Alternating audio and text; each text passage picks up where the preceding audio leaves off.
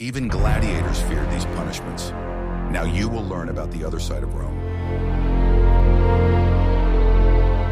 We are used to perceiving Rome through its majestic arches, glittering forums, austere architecture, and images of great emperors.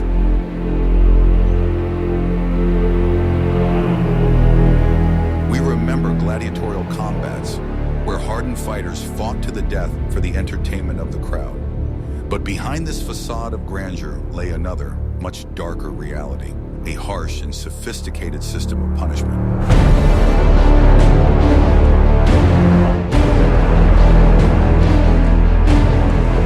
Today we will recall 10 punishments so cruel that even the most hardened warriors shuddered at the mere mention of them. They were described by ancient chroniclers, philosophers, and poets, but even they often avoided details, understanding that the human imagination is capable of adding even more horror. It is especially important to note that not all of these punishments were intended for the general public. Sometimes executions were carried out in secret to preserve Roman exemplarity, only within the framework of the necessary example. But even rumors of such executions spread throughout the empire and had an effect no less powerful than the arena itself. Watch until the end. The last punishment is so monstrous that even historians themselves feared it. And in the middle, an execution that lasted for days and turned death into a slow agony, turning the human body into an arena for endless torture. Scaphism, or boat execution, is rightly considered one of the most cruel and inventive punishments ever devised by man. Its name comes from the Greek word scaphi, meaning boat or trough, which directly refers to the instrument used. Although this method came to the Greco-Roman world from ancient Persia, it quickly took a special place in the pantheon of the most horrific types of capital punishment. It was not just an execution, but a carefully orchestrated process of turning the human body into a living incubator for insects and decay. The Romans, who had many cruel punishments in their arsenal, even distinguished Scaphism as something beyond the pale.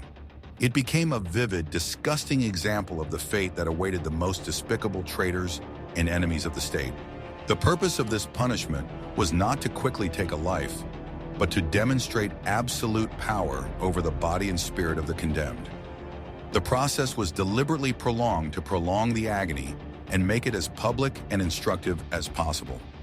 It was a slow and painful erasure of a person, turning them into a rotting, worm-infested creature. The condemned person was completely stripped naked, depriving him of his last semblance of dignity, and placed inside a hollowed-out tree trunk or a specially prepared boat. He was covered with a second boat or trunk, creating a sarcophagus-like structure. The structure was designed to tightly encircle the torso, leaving only the head, arms, and legs exposed.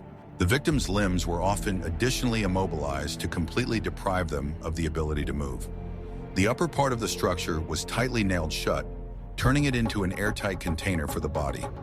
Already at this moment, the first wave of horror washed over the condemned as they realized their complete helplessness and the irreversibility of what was happening. This enclosed space became the person's final resting place, their personal hell on earth.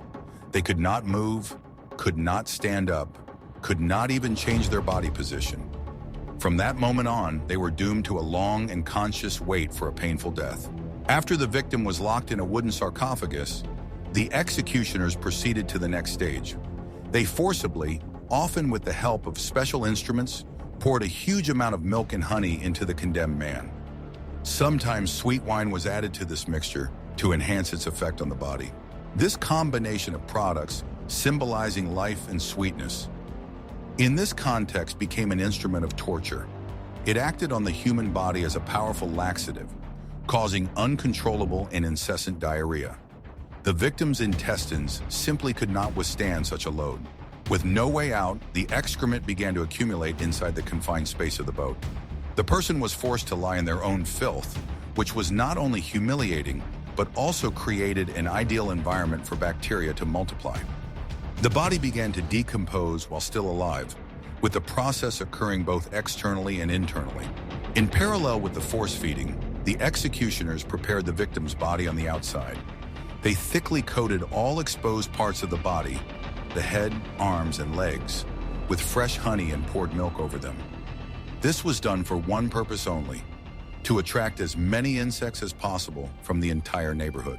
The swarm of hungry insects did not take long to arrive. Clouds of flies, wasps, bees, and carrion beetles flocked to the sweet smell and covered the exposed skin. They crawled into the eyes, ears, nose, and mouth, looking for a source of food and moisture. Chained and immobilized, the man could not chase them away, could not even cover his face. He was forced to feel hundreds of tiny legs crawling over his skin, stingers digging into his flesh. It was torture, a continuous, minor, maddening torment. Within a few hours, a dense, buzzing swarm of thousands of insects was swirling around the wooden structure. The smell of honey mixed with the stench of sewage, creating a nauseating stench. This cloud of insects became a living shroud for the still living man. Attracted not only by sweetness but also by the smell of decay, the insects began to lay their eggs. They did this in the corners of the eyes, in the nostrils, in the mouth, and in any scratches or wounds on the skin. The victim's body became the perfect incubator for a new generation of tormentors. After a day or two, the eggs hatched into larvae. They immediately began to burrow into the living flesh, penetrating the tissue and feeding on it. The person could feel the worms eating them alive, moving under their skin. The most terrifying thing about this execution was its duration, because death did not come quickly. The executioners did everything they could to artificially keep the victim alive as long as possible. It was not an execution, but a long-term project to observe the decay of the human body. Every day they returned to the condemned man to force-feed him milk and honey again. This renewed the bouts of diarrhea and attracted more and more swarms of insects. Thus, the process of decay and devouring did not stop for a minute. The person could remain conscious for 17 to 20 days, experiencing unimaginable suffering. During this time, sepsis developed in his body from countless bites and tissue decay. His internal organs began to fail one after another, but the agony continued. The famous Greek historian Plutarch, in his work, The Life of Artaxerxes, left a detailed description of such an execution. He tells of a Persian warrior named Mithridates, whom the king sentenced to Scaphism for treason. Plutarch emphasizes that the execution was deliberately public and terrifying. He writes that the incessant moans and cries of the condemned man could be heard from a great distance from the place of execution. Even more noticeable was the stench emanating from the rotting body and excrement. This smell spread throughout the entire area, serving as a gruesome reminder of the fate of the traitor. People who did not even see the execution itself could feel its presence physically. Through the unbearable stench and the cries that could be heard, this created an atmosphere of pervasive horror. Rumors of what was happening spread by word of mouth, acquiring new, even more gruesome details. The form of execution itself, confinement in boats, was deeply symbolic. The boat, usually associated with travel, here became a symbol of the final journey, not to the afterlife, but to an abyss of suffering. It was a closed space from which there was absolutely no escape. It was akin to being buried alive in a coffin, but with one monstrous difference. The victim remained partially exposed to light and could see, hear, and feel everything that was happening to them. The psychological pressure of being aware of one's own slow decay was no less terrifying than the physical pain. The person was forced to watch as their own body ceased to belong to them. They saw their flesh turn black with gangrene and worms crawling in it. It was absolute horror, aimed at completely destroying the human personality even before death. Despite its notoriety, the Romans resorted to Scaphism extremely rarely. Even for their harsh and violence-prone culture, this method seemed excessively cruel. In addition, it was very costly in terms of time and resources. It required constant supervision and the participation of executioners for many days. It was this exclusivity and rarity that made the execution a particularly effective tool of intimidation. The mere mention of the possibility of being sentenced to boats had a stronger effect on people than the threat of hundreds of crucifixions. Rumors of Scaphism spread instantly, and the rich human imagination filled in the missing details. This punishment was reserved for the most serious crimes, such as treason or an attempt on the emperor's life.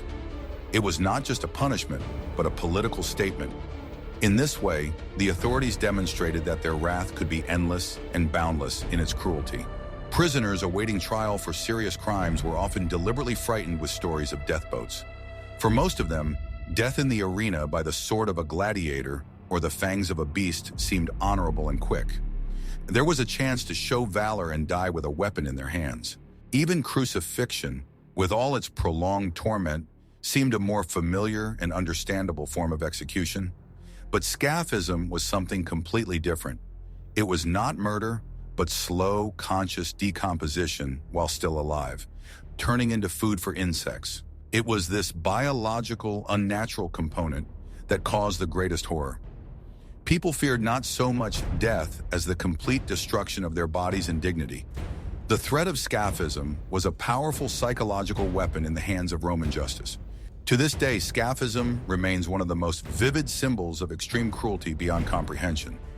Its very description, even in dry historical texts, evokes instinctive revulsion and fear in modern people. This was the main purpose of this method. Its task was not so much to punish one particular criminal as to instill all-consuming terror in everyone else. It was a message burned into the victim's body and conveyed through the centuries. It proclaimed that there are things far more terrible than simple death. Thus, even after thousands of years, this gruesome Persian execution continues to serve its primary function. It serves as an eternal reminder of the dark depths of human ingenuity when it comes to inflicting suffering. This is its terrible and enduring legacy. If Scaphism was a punishment that was secret and gruesome in its slow, hidden agony, Damnatio et bestias was the complete opposite, a grand spectacle designed for the crowd. It was a public execution that served as both a deterrent and entertainment, turning death into theater and suffering into a performance. The condemned were led into the arena of the Colosseum or another amphitheater. Unlike gladiators who were sometimes given armor and weapons, the victims of Damnatio et bestias were given no protection. Their fate was sealed. They would be torn apart by hungry beasts, which were deliberately kept underfed to increase their aggression. Among the beasts were African lions and leopards brought from distant provinces, brown bears from mountainous regions, wolves and wild bulls, and sometimes even elephants, which were used to intimidate and trample bodies. The arrival of the animals was a spectacle in itself. The inhabitants of Rome watched with interest as the caravans carrying the exotic predators passed by.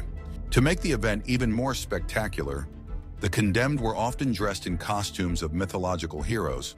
For example, a person could be forced to portray Orpheus, and then bears and tigers were released into the arena, symbolizing the beasts that did not submit to his song.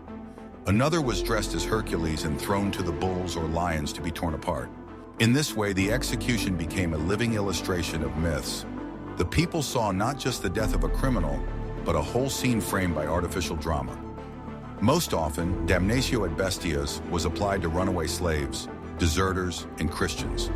For the Roman public, this was proof that anyone who challenged the empire or violated its foundations was doomed to a shameful and painful death.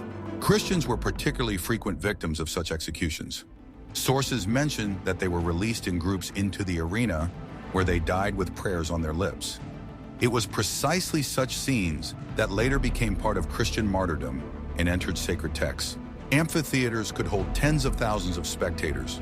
The crowd roared as beasts tore into defenseless bodies.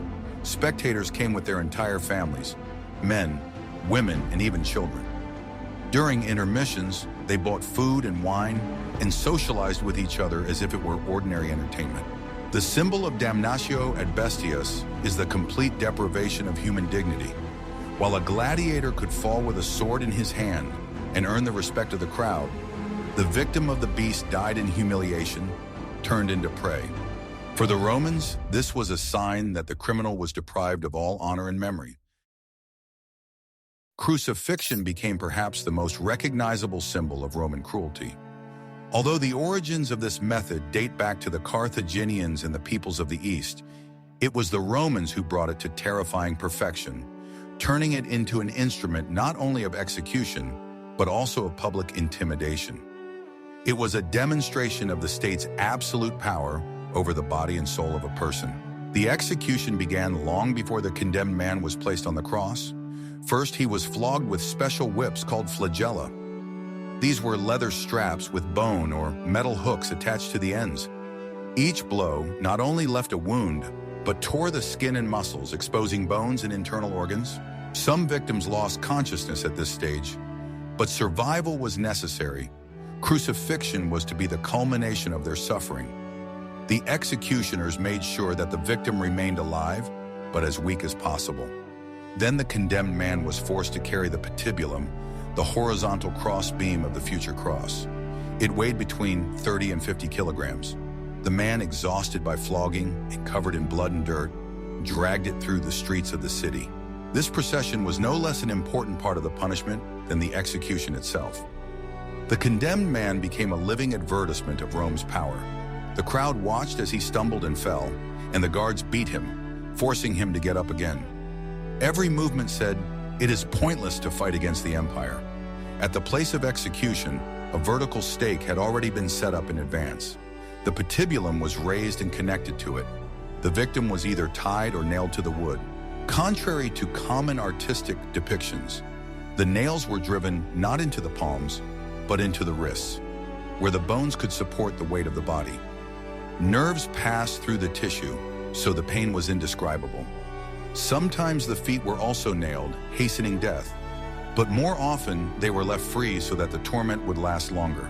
The main horror of crucifixion was that death did not come from bleeding.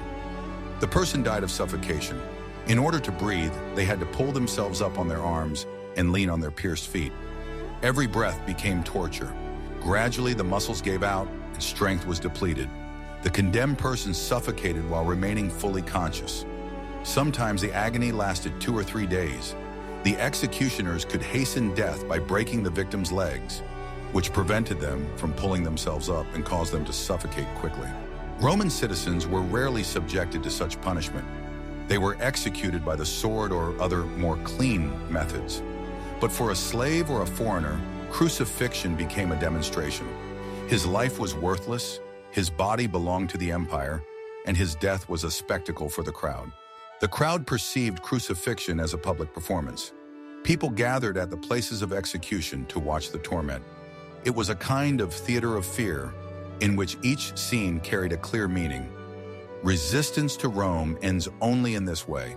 Crucifixion became a symbol of extreme cruelty, but also a symbol of sacrifice. Christians, who saw in it the suffering of Christ, transformed it from an instrument of humiliation into a sign of faith and salvation. But for the ancient world, it remained the most shameful and painful punishment. Poenacule, execution in a sack, occupied a special place among Roman punishments. It was a severe and unique punishment applied exclusively to patricides. In the Roman value system, there was no crime more heinous. An attack on the pater familias was considered an attack on the very foundation of the state. In Rome, the family, familia, was not just a private unit, but the foundation of the entire society. The head of the family was the pater familias, the father, who was endowed with almost absolute power. He decided the fate of his children, disposed of their marriages, property, and even their lives. The father's authority was not limited by the age of his children. Even an adult son remained subordinate. The murder of a father was considered not just a crime against the family, but a sacrilege that destroyed the order of things. Such a person, according to the Romans, renounced nature itself, his family, and the gods. The execution of Colosseum was carefully thought out in its symbolism.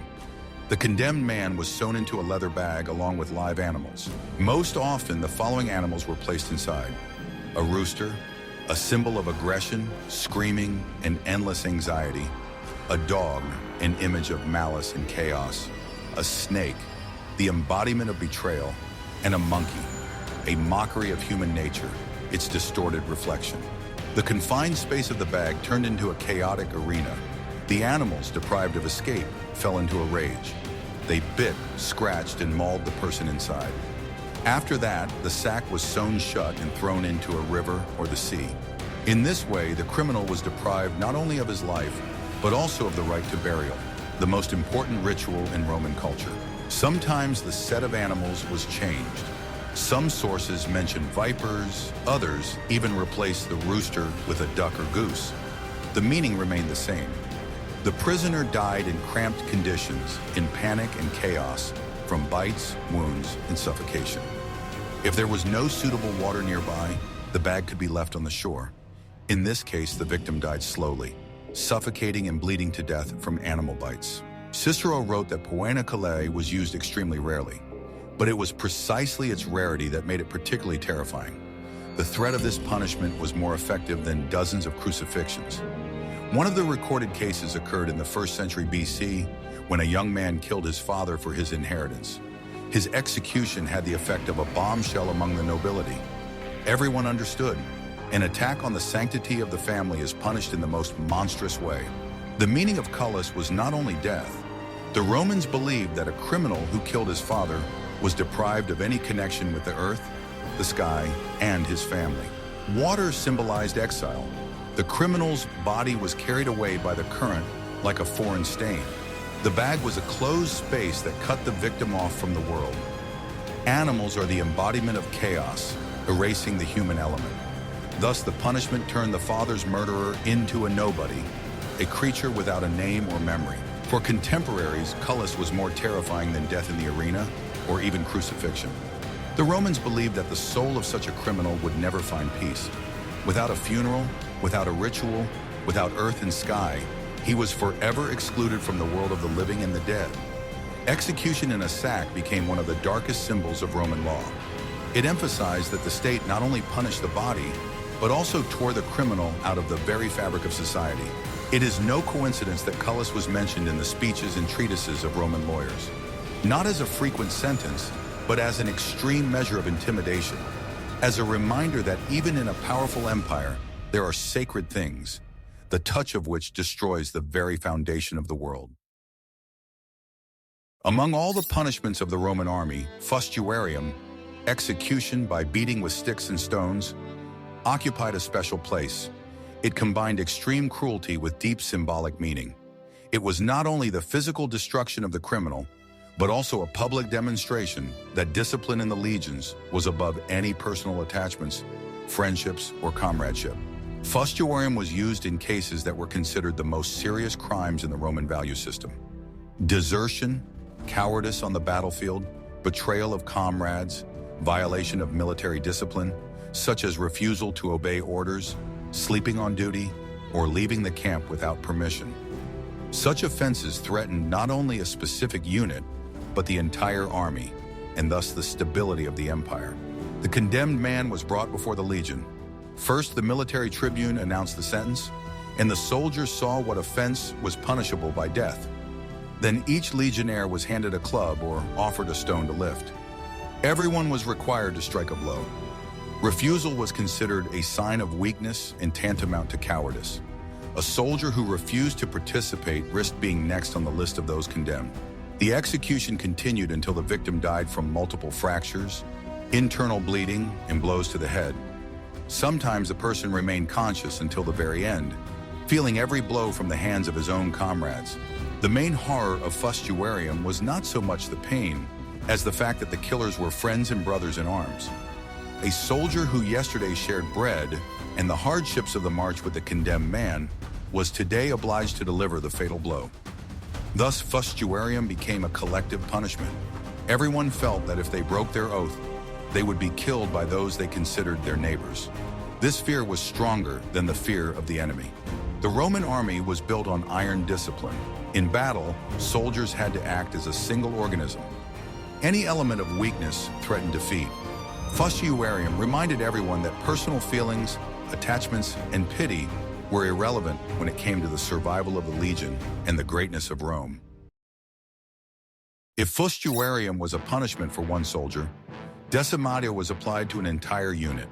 It was one of the most terrible collective executions in history and a symbol of the harsh discipline of the Roman army.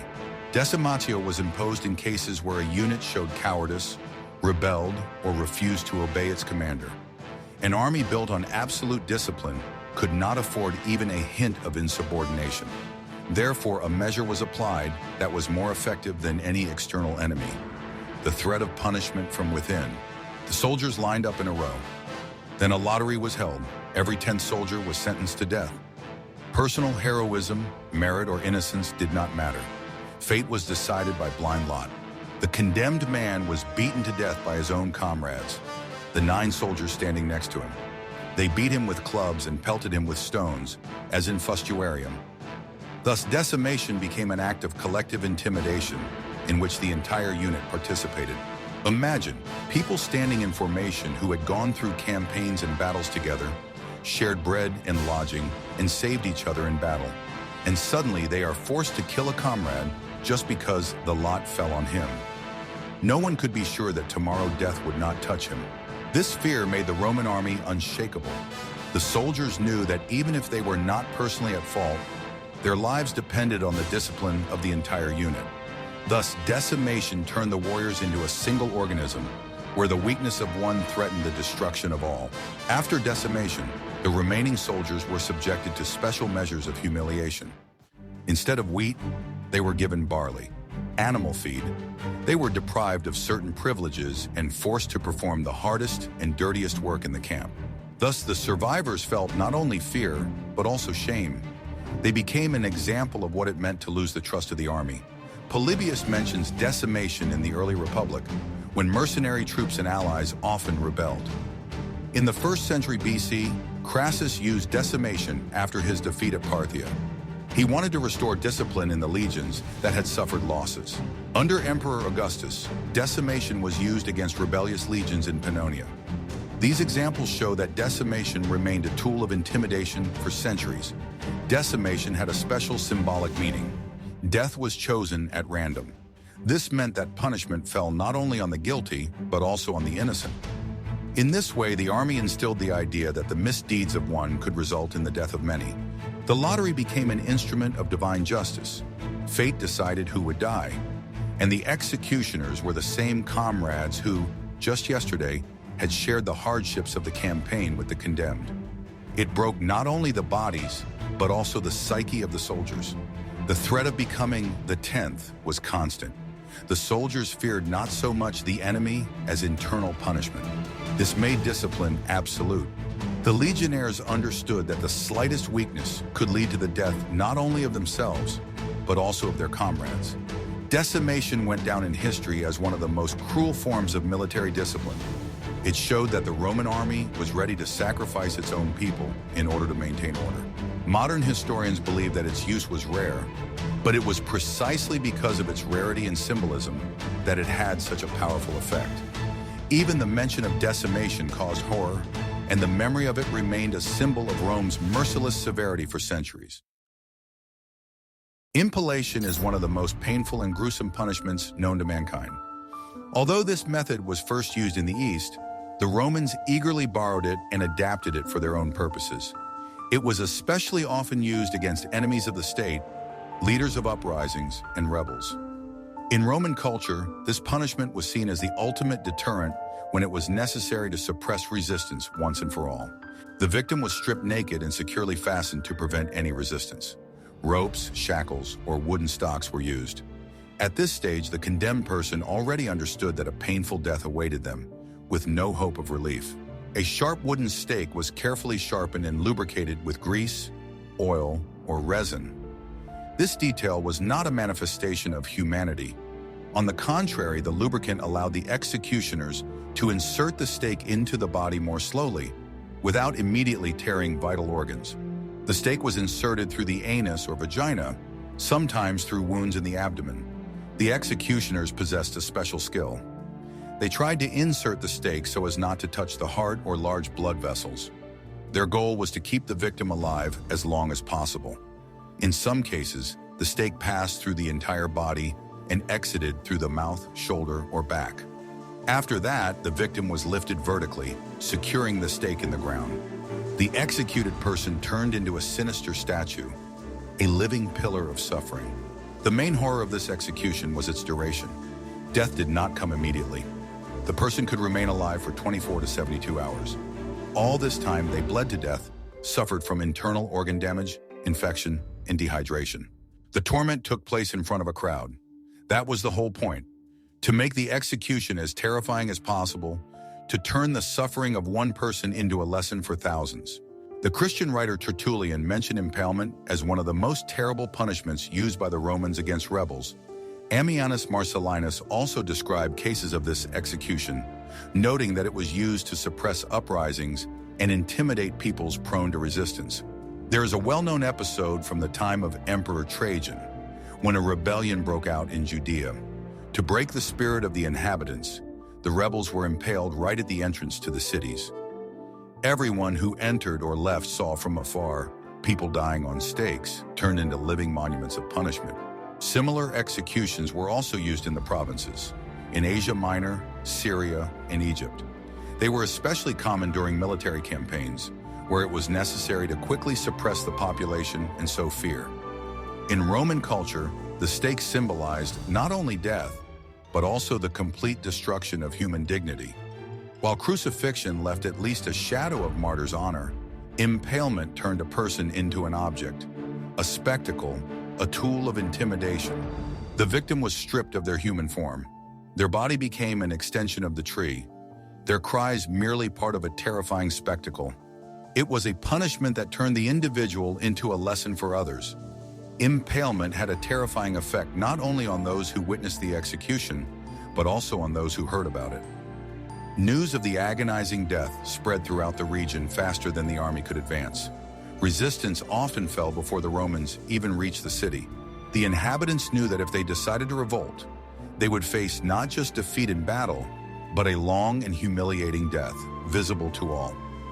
Although the Romans borrowed this method from Eastern peoples, it was their use of it that made it infamous. The execution became a symbol of how far the empire was willing to go to maintain order. Throughout human history, impalement has retained its reputation as one of the most painful and horrific forms of execution. Even in the Middle Ages and later times, this method continued to be used as a symbol of extreme intimidation. Gladiatorial games were a favorite pastime of the Romans. They combined sport, theater, and religious ritual. Crowds gathered at the Colosseum and amphitheaters throughout the empire to enjoy the spectacle of battles where human life was a toy in the hands of fate and the will of the crowd. But unlike the usual fights where a warrior always had the hope of earning mercy, there was a special format, arena sine missione, which translates as arena without mercy. These fights were the embodiment of hopelessness, a sentence in which there was no other outcome but death. In standard gladiatorial combat, the fate of the defeated depended on the spectators or the emperor.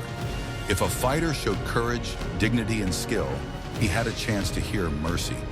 The crowd could demand that his life be spared, and the master of the games would agree or refuse. Thus, even defeat did not always mean death. But arena sine missione deprived the fighter of this hope. Those sentenced to such a fight knew that no matter how valiantly they fought, they would face certain death. The fight could not be stopped, and no one had the right to intervene. Most often, the participants in such games were criminals sentenced to death, runaway slaves, prisoners of war who were to be punished publicly, and rebels whose death was to serve as a lesson to all. They were armed and released into the arena. The conditions of execution could vary, from one-on-one duels to mass slaughter, where dozens or even hundreds of convicts fought each other. The battle continued until only one remained alive. But even the winner rarely left the arena. Sometimes a new opponent was immediately brought to him, turning the fight into an endless chain. The fighter, exhausted and bleeding, died from the next blow, and the crowd greeted this with enthusiastic roars. Mass fights were especially bloody. The arena turned into a mess of blood, screams, and chopped up bodies. The spectacle resembled a chaotic war in miniature, where everyone fought against everyone else. The crowd enjoyed the chaos because it had a special taste of violence. Sources mention cases when the organizers arranged fights between relatives. A father could be forced to fight his son, a brother his brother, friends each other. Refusal to fight meant immediate and even more painful execution. Even the most sacred human bonds were destroyed in this way. Love and friendship became weapons of intimidation. The Romans showed that in the empire, there was nothing higher than the will of the state and the spectacle it dictated. Suetonius writes that under Emperor Caligula, arena sine missione was held especially often. Caligula believed that such games were the best way to strengthen his power and instill fear in his subjects. He saw them not only as entertainment, but also as a political tool. Other sources mention that such executions were sometimes held in honor of military victories to emphasize the greatness of Rome. The arena became a place where human life was turned into a symbol of the empire's triumph. Arena sine missione was not just an execution. It was a carefully staged spectacle of death. It had several purposes: to show that the criminal had no hope, to instill fear in the audience that no one could escape the will of the emperor, and to turn death into a spectacle that was both terrifying and mesmerizing. For the crowd, such fights were cathartic, a way to vent their aggression, see horror embodied, and return home with a sense of purification. For the authorities, it was a reminder: resistance or crime ends in complete hopelessness. Arena sine missione became one of the darkest chapters in Roman games. Unlike ordinary gladiatorial combat, where sometimes the defeated could survive and even earn glory, these fights erased the very idea of mercy. They showed that there was no place for pity in Rome. This practice turned the arena into a symbol of the state's absolute power. Even death here was not a natural ending, but an instrument of political demonstration. Although this method is more commonly associated with late medieval China, Roman sources also mention a similar practice, allegedly borrowed from Eastern merchants and mercenaries. The Romans called it mors ex mille secutionibus, death by 1,000 cuts. In their view, it was not just physical punishment, but the slow destruction of body and soul, turned into a spectacle of torment. The victim was chained to a post, bench, or wooden frame. The executioner, armed with a sharp knife, began to make small cuts in the skin and muscles. The point was not to kill quickly, but to prolong the agony as long as possible. The first cuts were made on the arms and legs, where pain could be inflicted without damaging vital blood vessels. Then the executioner moved on to the chest, stomach, and back. Sometimes pieces of flesh were cut out so that the victim could see their own flesh. After each session, the wounds could be cauterized or rubbed with salt, vinegar, sometimes even honey, to cause additional pain and at the same time prevent too rapid infection. The goal was to sustain life and prolong suffering. Experienced executioners knew how to prolong the torment for up to 3 days.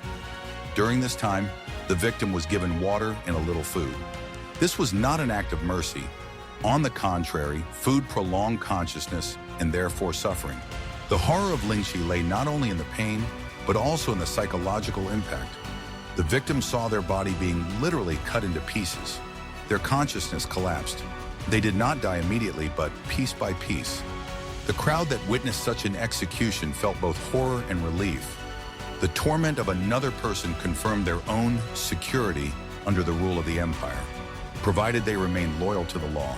Even though Lingchi was rarely used by the Romans, the memory of it lived on in words and texts.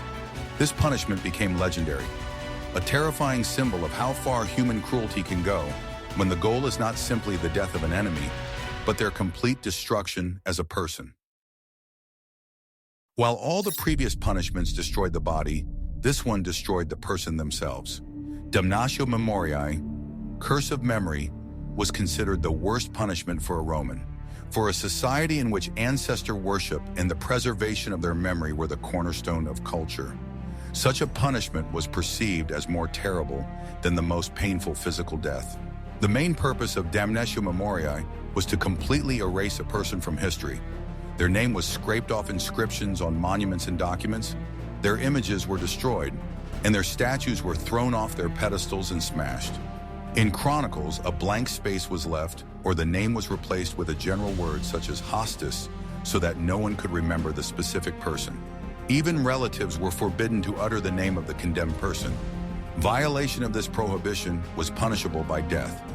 Thus, the memory of the person was erased both at the state level and in private life.